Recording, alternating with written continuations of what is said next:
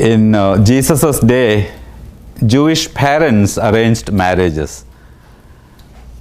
When a boy got to his teen years, his parents looked for a family with which they wanted to have a marriage alliance. When a family was found, the two families would agree on a time to have the wedding.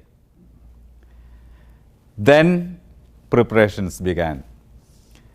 The boy would learn a trade and master it.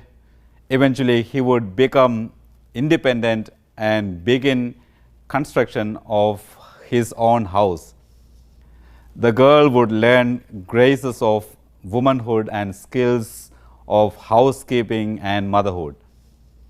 She would make her own wedding dress, and her friends would update her on the progress of the house with comments like, "Hey, he's got the roof on now. He put up the siding yesterday. Hey, they are moving the furniture in today. The day is getting close." And finally, on the wedding day, the ceremony would be followed by a festive dinner.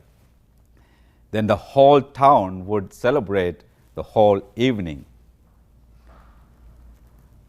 The 10 maids mentioned in today's gospel passage play an important role in this celebration. They welcome the bridegroom party with their traditional rhythmic steps, carrying lamps that are lit.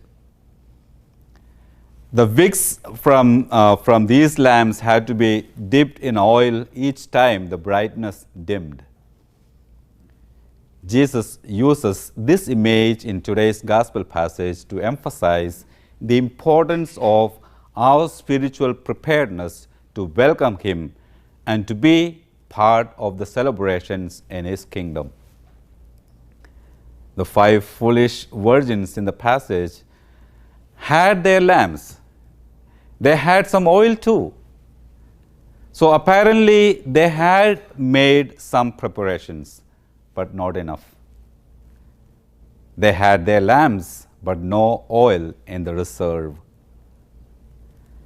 Forgetting the oil sounds silly, but that silliness makes this parable significant.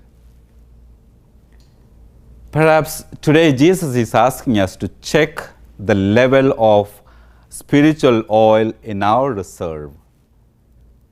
If the level is down, what is draining it? Strained relationships? The so-called need for material things? Sense of hopelessness? How can it be restored? What do we need to do to keep our lamps shining brightly? Praying as family, community, and individuals, regular reception of and meaningful living of the sacraments help us maintain the level of our spiritual oil. Equally important are acts of charity. Charity in forgiving and forgetting each other's faults. Charity in helping each other in times of need. Charity in sensitivity and words of comfort. The level of our spiritual reserve and the brightness of our lamps is our personal decision. Let us decide wisely.